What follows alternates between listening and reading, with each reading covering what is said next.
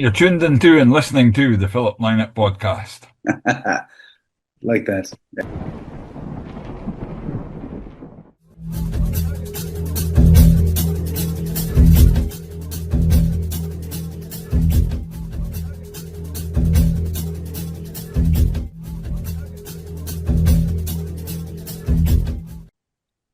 Thanks a million for coming on, Dave. Not at all. It's a long time since we spoke. I'd say a very long time, actually, indeed. But I suppose just to introduce a couple of friends of mine. There's Phil Osborne, who is in Dumfries in Scotland, and there's Kevin McLean, who is in Aberdeen. All right. Hi guys, how's it going? Grand. Good to see you. Phil worked on a variety of the Thin Lizzy box set releases over the last number of years, 15 years, that kind of way, alongside Universal. And Kev is a musician in Scotland and played multiple bands there. Right. All right. So just to give a bit of background, and I'm the scribbler from Cork, as it were. Phil, were you across that box set 8 years ago? I think the principal element was the stadium gigs that Lizzy did. I wasn't, but my good friend Frank Healy was.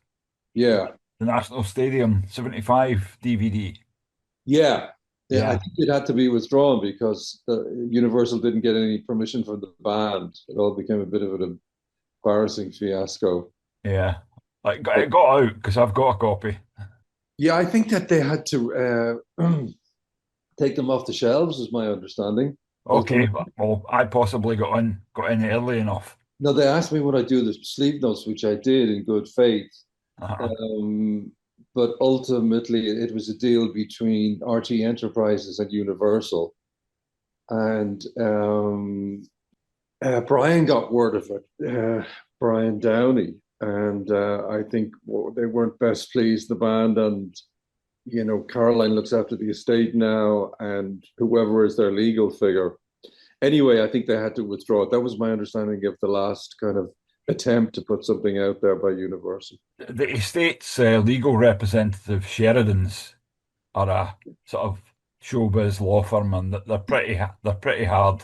Yeah, I would imagine it would be them that steamed in and said, you shouldn't be doing this. And the argument would have been, well, material belongs to RTE. So it's a grey area. Yes. No contracts would have been arguably signed, let alone available after that duration of time, Mm-hmm.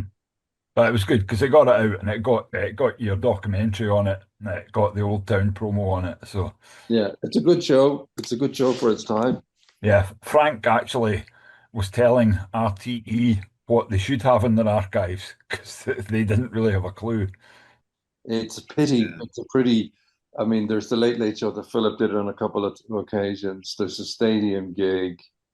There wouldn't have been any interviews I did with Philip because they were all live and wouldn't have been put onto tape. There's Renegade, the documentary. There's The Sun Goes Down, which was a half-hour doc that I did with them for the last Irish tour. And that's kind of it, I think. Well, one of the anomalies was the Me and My Music special. That's pretty murky. I know one or two people who claim to have like master tapes of it, that whether they were duplicates or whether RTE no longer had a master copy of it. No, they definitely don't, because I've tried to access it over the years for various projects, and it's not to be found at all, which is a real shame, because that was, Philip Solo was a very interesting prospect at that time in the development of his career. Yeah, it'd be lovely to see that getting an official release. Yeah. While we're on the subject of retrieve and stuff, seeing the Renegade documentary, Dave, when Philip plays with his solo band and he plays a bit of Ode to a Black Man, and then at the end, obviously, he plays a bit of Dear Miss Lonely Hearts. Is there any? Do you know if there's any like surviving footage from that actual gig? Because that's a bit of a holy grail for us, Phil Lynott. No, Kevin, there wouldn't be, simply because that was shot in the SFX hall. Yeah. It was the first gig, anyway, and it was shot on Super 16, which meant that there were only rushes. It wasn't shot on videotape. Okay. And whatever was shot, which would have been maybe 3 or 4 songs, was then over 3 cameras. I mean, it was reasonably well resourced, I think. I seem to remember. But unfortunately, that's all. That's kind of what you see on screen. There's no way they would have kept any of, 16 millimeter. It wasn't even Super 16, I don't think, at the time. No, unfortunately, because it was definitely the beginning of, Philip's solo career in a live context, beginning to form some sort of shape and coherence and direction, although it was a very early iteration of that, I suggest. Yeah. I think that's why it's been such a holy grail, and we've seen like a little snippet of it, and we thought, like hopefully, but thanks for clarifying. That's cool. Not at all, Kevin. You're welcome. Cheers. I'm wondering if 6-5 Live, that music program that you did, if that represented the first piece of work you would have done with Lizzy. You mentioned previously in conversation that you got a call from Phil asking you to get on the show. I'm just wondering, is that show Anything Goes, or is it maybe 6-5 Live? Yeah, I mean, first of all, I was happy to help at the time, and well done on your chosen career. Where you're sitting in it, it's great. It's not easy, as we all know. There was a call came into the Anything Goes office, and Anything Goes was a bit of an anomaly in terms of it was a kids program. It was 3.5 hours long, I think, and I was brought in to do the music, and just kind of hard-headed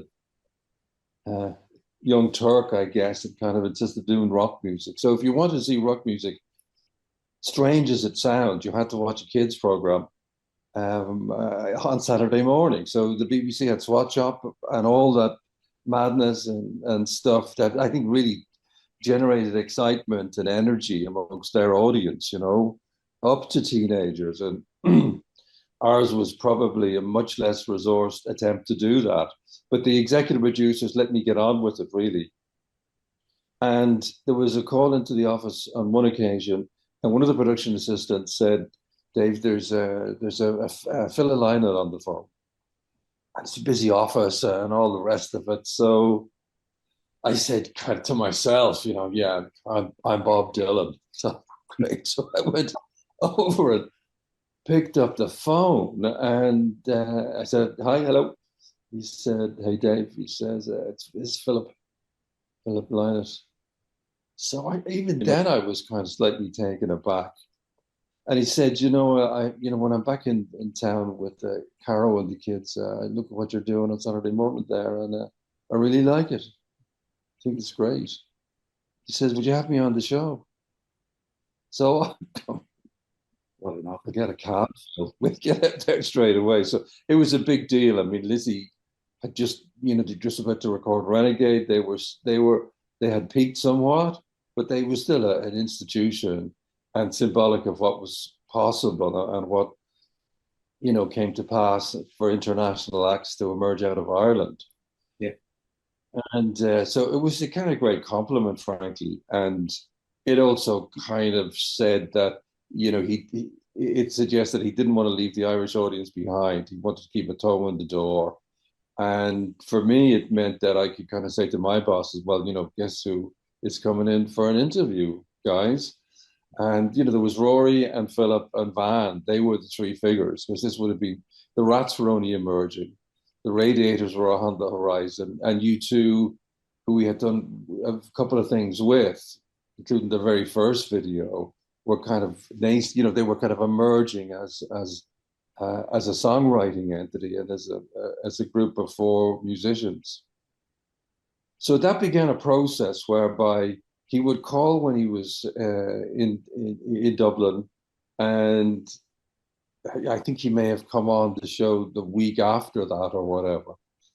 And we just sat and chatted. He didn't really have anything to promote or whatever, but it began a relationship, I think, that was a professional relationship to begin with, although it subsequently discovered that, it was quite it emerged as a friendship. Philip had that huge persona, obviously, but he was very guarded about his inner self, particularly with media people. And yet at the same time, there were moments of real vulnerability, and the defensiveness came down occasionally because we spent quite a bit of time together socially and professionally. And on one occasion, he rang me. I've appeared on the show a couple of times live and said, "Listen, I've just written this song, and it's about a fellow who's, he's finishing up with his girlfriend, and he goes back to his where he came from, and I'm kind of quietly optimistic about it. I've written it with a fellow called Jimmy Bain. It's called Old Town."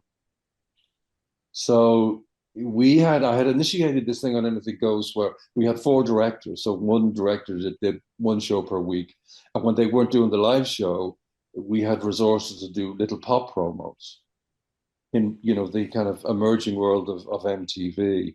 It was a very small resource base, but it meant that the directors had a chance to kind of express their visual flair or their visual ambitions.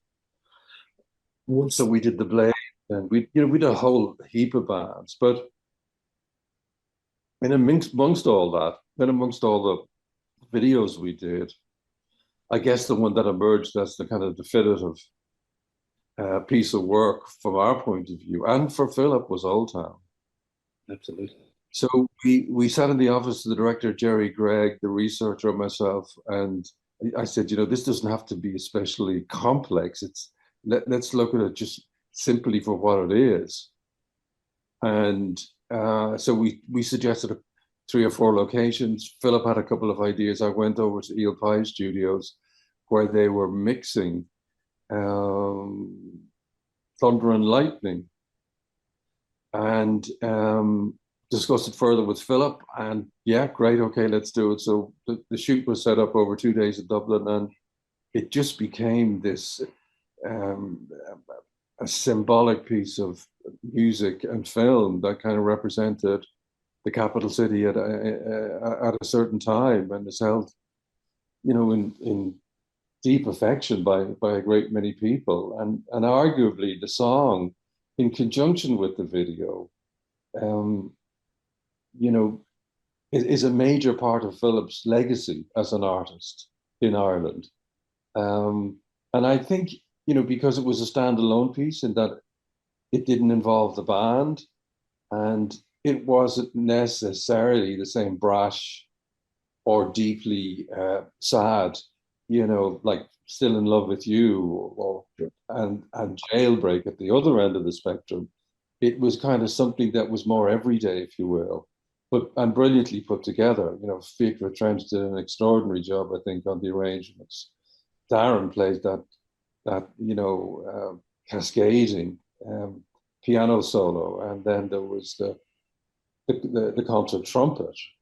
So as a piece of music, it all came together, and the video just complemented that. And I think he's probably more known for that in Ireland than anything else. Absolutely. Yeah, it's an iconic marriage, the song and the video, definitely. Isn't it? Something kind of happened, and it just clicked. It's beautiful. Yeah. It was just an everyday set of circumstances, Kevin. It was like, people working and doing their job.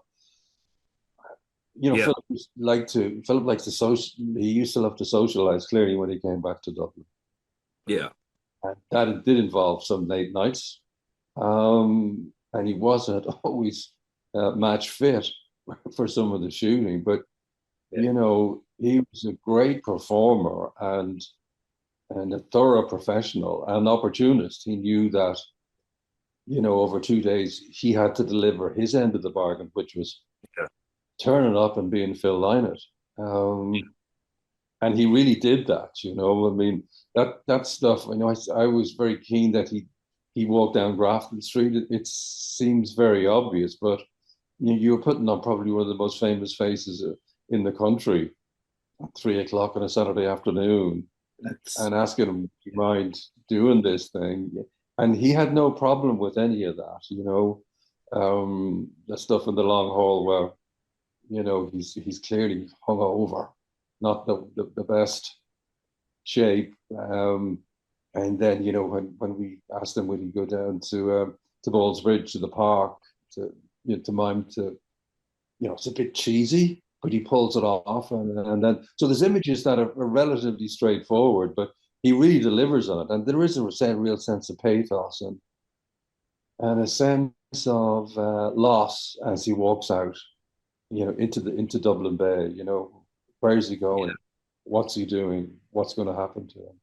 Yeah, he's a little fragile, and yeah, it's good. I like that scene. It's one of my favorite shots of Phil. That one when he's just walking off. Yeah, and one of the things I would love to have done, but the budget wasn't there, was, that's the penultimate shot.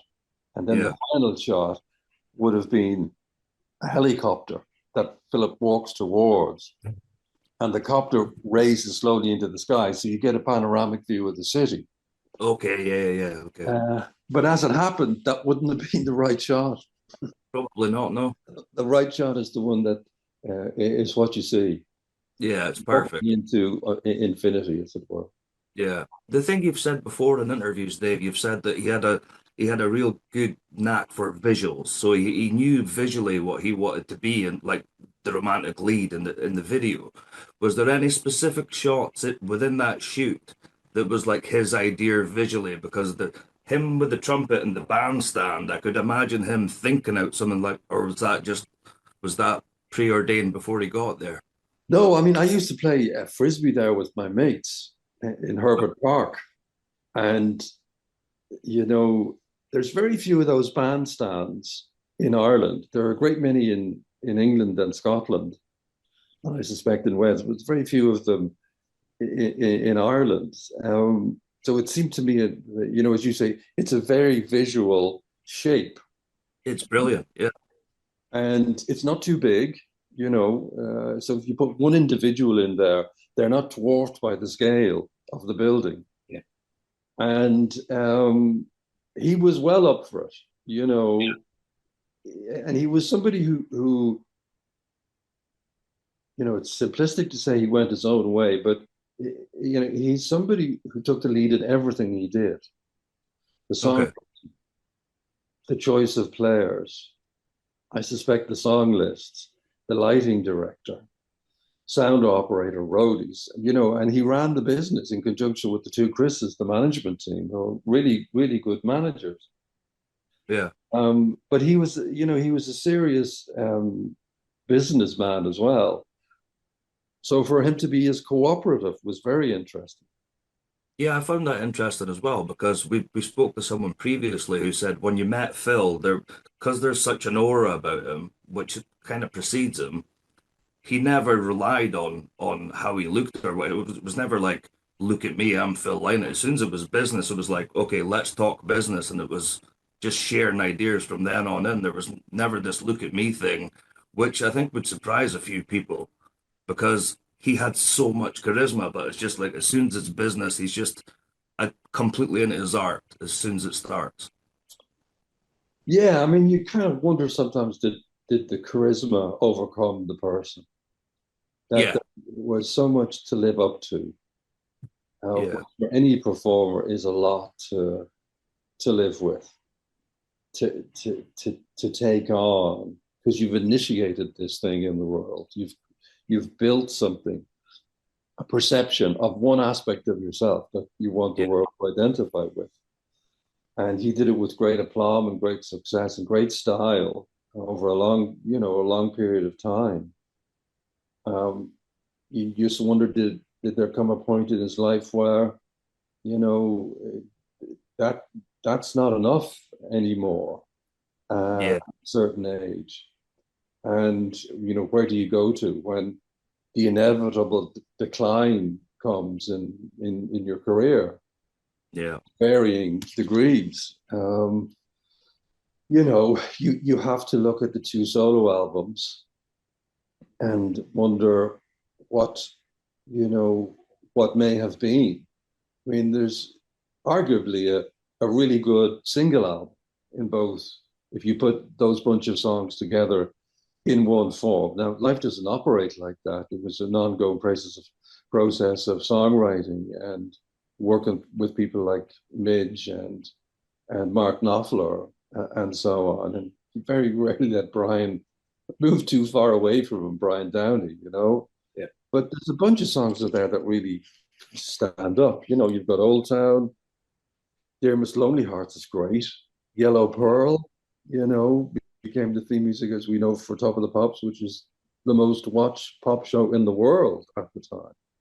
And, prior to that, there was a Led Zeppelin tune was the theme music. So it was this was rarefied territory for any musician to be inhabiting. You've also got the beautiful King's Call, Ode to a Black Man, as you referred to, and Together, which is a track that's kind of much overlooked, I think. And he and Paul Brady did a version of that together, which is great.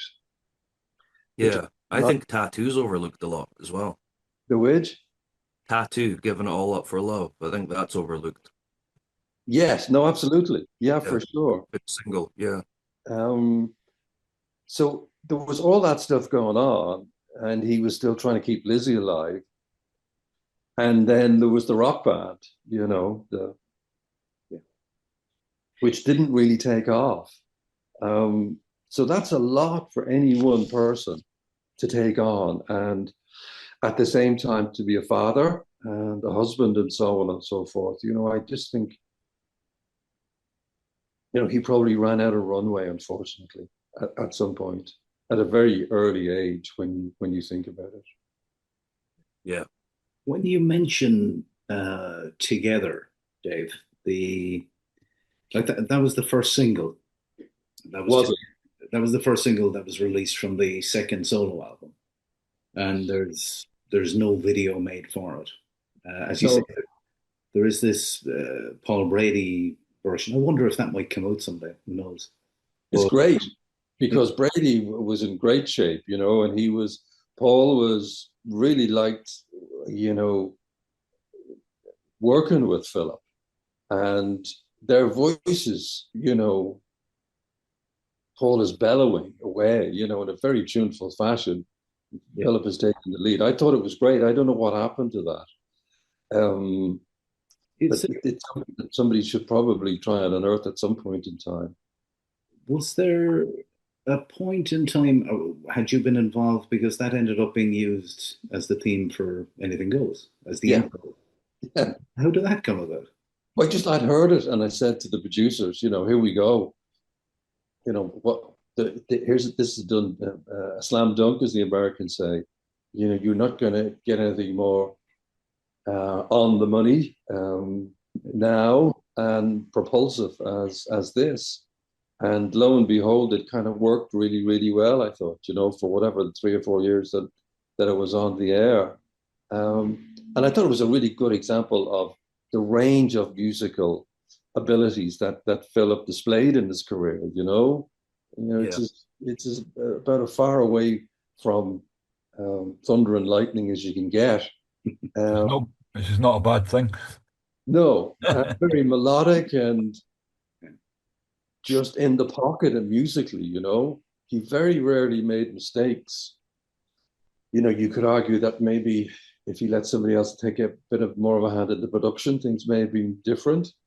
But I'm sure he listened to Midge, or Knopfler had an influence clearly, particularly on King's Call. So I think there was huge potential for the solo career. I think the time wasn't right in terms of what the rest of the world were listening to or chose to listen to. Clearly the New Romantics, Midge, Ultravox, Visage, the Rats were emerging, but they hadn't really hit at that point in time. And the time just wasn't really right for what the sort of work that Philip was making and producing. But that doesn't mean that it doesn't stand up nowadays. I think the problem was at that time as well is because he's got such a vast palette, it was just so diluted at the time. So he was trying to express himself and do his own kind of thing musically, but he still had to give product for Thin Lizzy, and then that's when things began to get like a little bit too diluted for me, because you can see how talented he was and how much great ideas was coming out, and that's between a solo career and an established rock band. If he had fine-tuned at that point, like that would have been an amazing period if he was just working on one specific thing. Yeah, I mean, I think, he was exhausting himself, as you Yeah, say. There definitely. was so much output, and yet he also had to have a life, a family life, an everyday life. Yeah, But it came to the point, I think, where he just couldn't stop. That whatever the roller coaster was, whatever he needed from the music and from being Phil Lynott was yeah, such that I think it kind of probably consumed him at the end of the day, yeah. unfortunately. Well, if you think about it, like big bands right now, they probably have writers in to help them out with their songs and stuff. Phil never had any of that. No, I mean, he forged his own path. There's no Yeah, doubt about that. It's a very obvious thing to say, but in terms of Philip, because he drove the band as a businessman as well as the key creative figure. And Lizzy were a great live band. You know, I mean, you can see if you put Lizzy into the framework of even the last 5 years and the production values and the money and the support systems that are around the bands that are playing stadiums. What a phenomenal live show that was. I mean, I still think it's hard to beat Live and Dangerous as a live example of, great songs, intimate performances, um, flashy showbiz playing, but it had an integrity and it had a humor and a humanness that that was just really captivating, I think. translates. The humanness definitely translates when I listen to it anyway. Oh yeah, I mean, it's still shed a tear, it's still in love with you. There's nobody who can't really not relate or identify with that. Beautiful. The cowboy song, Yeah. great fun. You Did know. you see a lot yourself? Mhm. Did you see Lizzie a lot yourself? I saw Lizzy for the first time when they played the Project Art Center. I was Right. a mere baby or thereabouts. I was a very young teenager, and it was a three-piece. It was Eric, and Philip, and Brian. And the Okay. Project Art Center was part of the Abbey Theatre at the time. And they had decided to open their doors to the emerging beat scene, as it was called. And Yeah. as I say, I was kind of maybe 12 or 13 and was going around school as we all were in those days with, John Mayall's Blues Breakers and early Fleetwood Mac albums and so on. And uh, it would have been just prior to Whiskey in the Jar. So they were still based in Dublin. And clearly, Hendrix would have been on under the other arm. And this three-piece went on stage, and it was like nothing that I had ever seen or experienced. Uh, and it was just phenomenal. Eric was off the charts in terms of his musicianship and defined a guitar sound of the time, that reflected some of the English guitar players, but it had his own unique stamp as well. Brian was clearly a musician to be reckoned with. And he had a sense of swing that maybe some of the other, if you will, hard rock or heavy metal drummers didn't aspire to or didn't want to enter into that space. Or couldn't do it. Perhaps didn't have the chops or didn't need the chops to do it. It's hard to swing. Yeah. Yeah.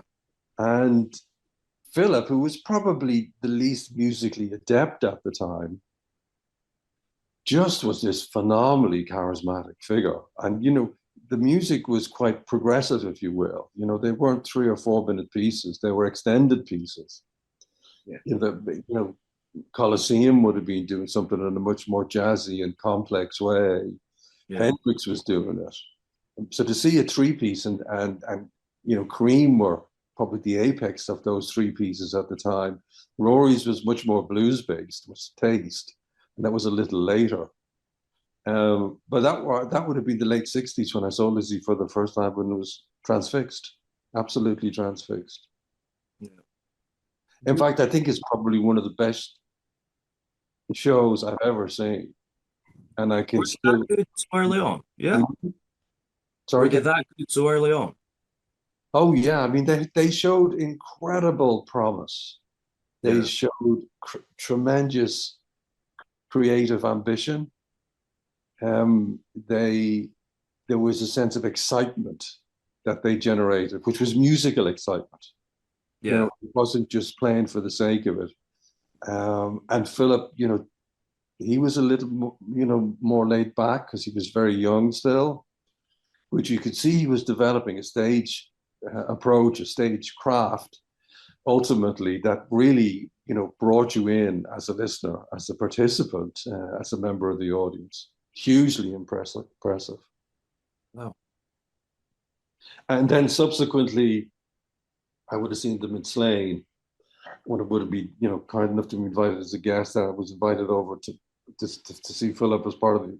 I think that's when we discussed Renegade, the documentary, when they were showcasing the Renegade album. And that was probably in Hammersmith Odeon. And then I would have been at one of the last of the live shows, because we did a version of the last we recorded the last Irish tour as a documentary, The Sun Goes Down, and there was an RTOB that we put in to film the RTS gigs. So, but yeah, I saw a lot of them over the years, I guess. Yeah, but I'm sorry to be on about the collector stuff. See the actual clip from Belfast that's put in the Sun Goes Down documentary when Phil's got the white on when they do Cold Sweat in Belfast. Yeah. Yeah, is there any surviving footage of that concert? No, again, that was shot on film, so it's just one single camera with cutaways, and what you see is what you get. Nothing would have been remained from that. I remember at that particular show, I was out front with the crew, and one of the roadies ran up to me and said, Phil wants to see you. So I came back, and I hadn't realized until that moment that Philip suffered from asthma. And he had his inhaler and his 2 arms against the wall, and, was somewhat struggling, and just wanted my opinion on how the show was going. Any suggestions for songs and things, which was really flattering, and at that stage, I'd done quite a bit of work with him. I mean, I guess the first, after the Anything Goes interviews and Old Town, we did a documentary with him called Renegade. Yeah. And I guess it kind of stretches it a bit to call it a documentary. It's really a kind of a series of interviews and a middle section, which enabled us to get the audience to the opportunity to see some of the hits and things, And in those days, the late 70s, early 70s, the media, particularly television, were seen as kind of established. We're alternative, we're not interested in all that stuff. But Philip saw the commercial value and potential of it, and the breadth of it.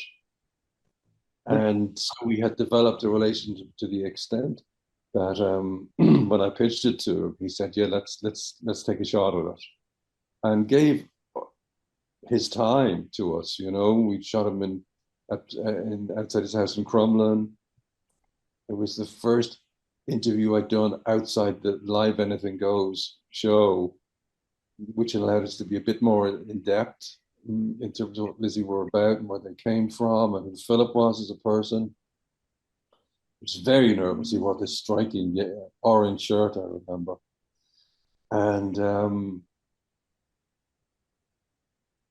you know, we shot that in his house and Caroline's house in Sutton. And he was very relieved when it was finished.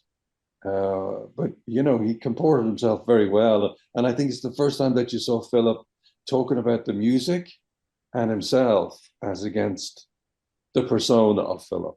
You know, he speaks in a way that is probably a bit more personal than, you know, acting the rock star or being the funny guy. Yeah. And that was a very interesting side to access and you know, hopefully to put one aspect of it down for posterity, really, you know, particularly for his fan base.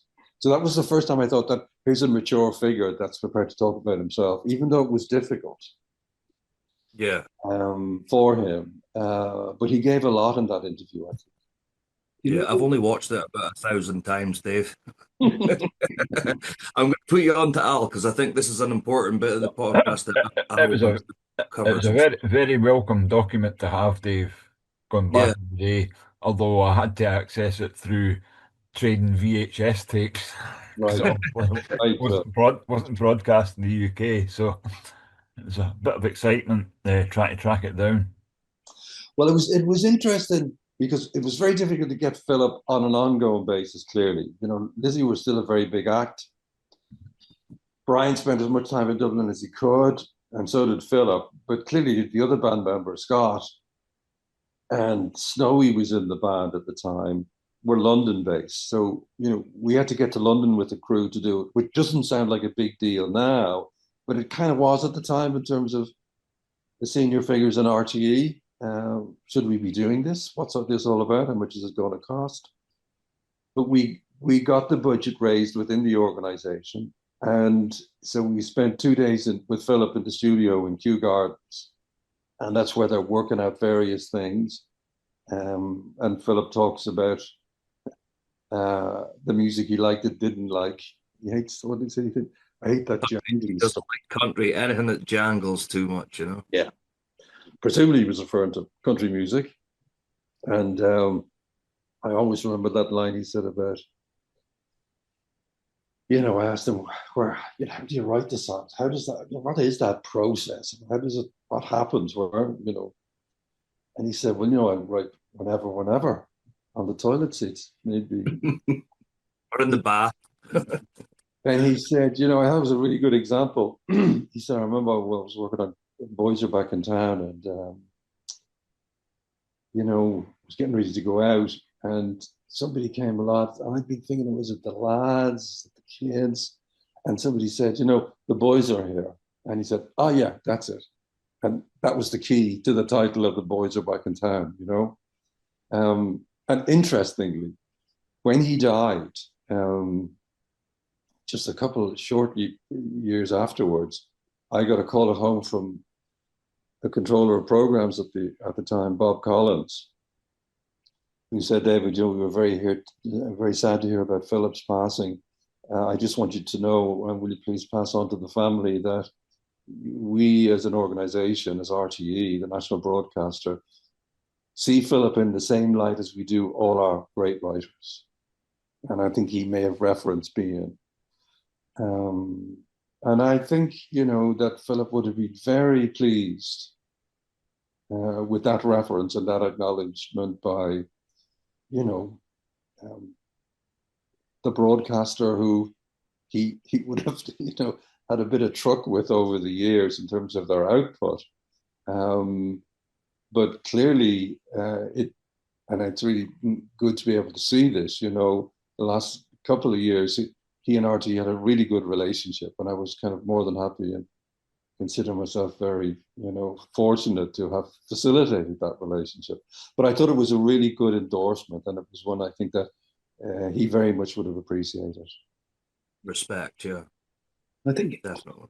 Like Bob Collins, his he's highly revered, I think, is he, within RTE for what he was doing in the early 80s with Anything Well, Goes? there was two Bob Collinses, Alan. There was Bob Collins, who was executive producer of RTE, who shot the Blades videos Ah, and so on. And then there was the director of television, who was the other Bob Collins. And it's the other Bob Collins I'm referring to, who would have been the most senior figure within television in RTE at the time. So it was a top-down pronouncement and statement that Philip Lynott is to be considered as among our finest writers. quite an acknowledgement. With, do you know what I was trying to just get some sense of a sequence, Dave, in terms of I mentioned there at the beginning, uh, the 6 5 live show. I think Lizzy came in. They were promoting the Killers live EP with "Are You Ready?" and is it Carolyn Fisher? Yeah, RTE decided that during the summer break of Anything Goes that they wanted to do a tea time pop show, rock show, whatever Sure. it was. I guess I was the obvious one to do it. So definitely was I interested. I said, yeah, for sure. And Carolyn Fisher was a journalist who worked within RTE, but and had a huge love of music and was very knowledgeable. And she was my co-presenter. And it seemed to me that we needed a big act for the first show. So I rang Philip and said, would you guys be up for doing this? He said, yeah, sure, let's look at the dates and so on. So we brought them in essentially, and he did live vocals to a backing track because we didn't have the facility to do the full band live.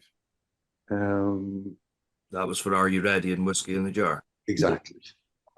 Was there any particular reason that Whiskey in the Jar was, given that, it was long since had been a single? I'm always curious. You've got the present day lineup at that time with Snowy and Darren, and then Eric comes out and they're doing Whiskey in the Jar, nearly 10 years after it was released. I'm just wondering why it may have been, or if anything comes to mind as to why it was chosen to be done. Well, I mean, I think I probably asked them to do that because at 6 o'clock in the evening, we were trying to get, as broad an audience as possible. Sure. And even, what was it? X amount of years after it had been recorded and released, it was still kind of considered the kind of first big breakthrough pop single by an Irish band, unless you consider The Bachelors or whatever, or Val Doonigan. And it was an Irish folk song, clearly. So I said to him, "We up for that?" And he says, "Yeah, that's fine. Once we can do, something more recent." So he got it. In other words, and because it couldn't be a live performance in terms of the whole band playing live. We needed to do something that the audience could relate to, and that Philip could just, do his best with a live vocal. He sings it I'm really responsible Irish. for that, Alan. Sorry, Kev. It's heavy Irish when he sings it, that one, that version. I was kind of interested to see what he'd do with it, Yeah. because clearly, as he said to me once, and it's in Renegade, I think the record label or the management at the time when they recorded it said, this has got to be the first single. Yeah. He said, we, as in the band, thought it was a bit of a joke to record. And yet, I can still remember hearing that on Radio Luxembourg, a kind of clarion call for, whoa, it's an Irish band doing this dubious folk song, because we were all kind of shoved down our throats in many respects. But it really kind of brought to life something in the song and kind of represented the beginning of a whole, wave of Irish music internationally, certainly in Europe and in the UK. So it was much more of a breakthrough than Philip, I think, ever thought it could have been. Yeah, from my Scottish perspective, I'd never heard the traditional version. So when I first heard Whiskey in the Jar, it was like, whoa, where did Yeah, that come from? yeah, Phew, it was amazing. yeah. And again, as a three-piece, when you consider sonically the power of that and what the three instruments and the voice have to do to generate that cohesion. And Eric's playing, that riff is just, I can still hear it. It's Yeah. still mesmerizing. Brian comes in with this almost shuffle type thing, and those lovely kind of triplets he does with the hi-hat. And Philip is kind of this buccaneering figure. You can see him swaggering as he sings the song. Yeah. So it kind of launched the band in many respects, and yet it doesn't really represent anything like the rest of the material that they made. Yeah. I mean, one of my favorite Lizzy songs is Wild One. Oh, tune. I think that they Thanks, John. took something very beautiful in Wild One. I think it's an example of how really good and expressive Philip was as a singer, as a vocalist. He brought his whole self to that record, to that performance, and it shows. I don't think it's one of the songs that's necessarily, that big in the Lizzy canon, as it were. But it certainly remains one of my favorite songs. I think it's beautiful. And I also love Tales of a Blue Orphanage. I mean, I loved all that early experimental stuff that Lizzy were doing. Commercially, it didn't make any sense, but I thought it was really explorative and at the same time very melodic and tuneful. And, I've always loved Phil singing, and it kind of started there for me. I think in Wild One, especially, you can hear Phil's heart yearning in that tune. And I'm not saying that in a cheesy way. You can hear the way he expresses himself in that song, how personal it is to him. And you can hear like heartache, I think, in Wild One. Yeah, I mean, I think, Wild One, he knew what the song was about. He clearly, Yeah, deeply identified with this song of the black sheep, the wild geese, yeah.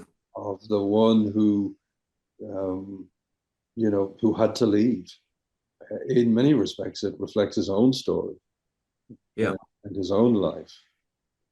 And I agree. I think he gave something on that's kind of, I think we're fortunate to have it. It's that good.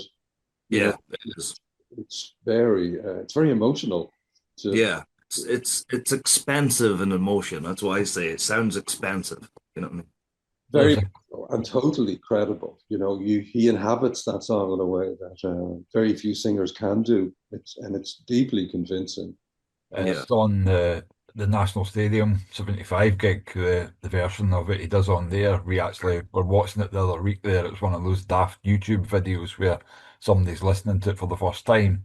And this one was actually slightly more credible. It was a young female singer, and she was just taken aback at his vocal performance. Yeah, it doesn't surprise you, does it? No, no. It's an example of what we're talking about. I mean, and it's another example of, I think, you know, Philip's range as a singer. You know, um,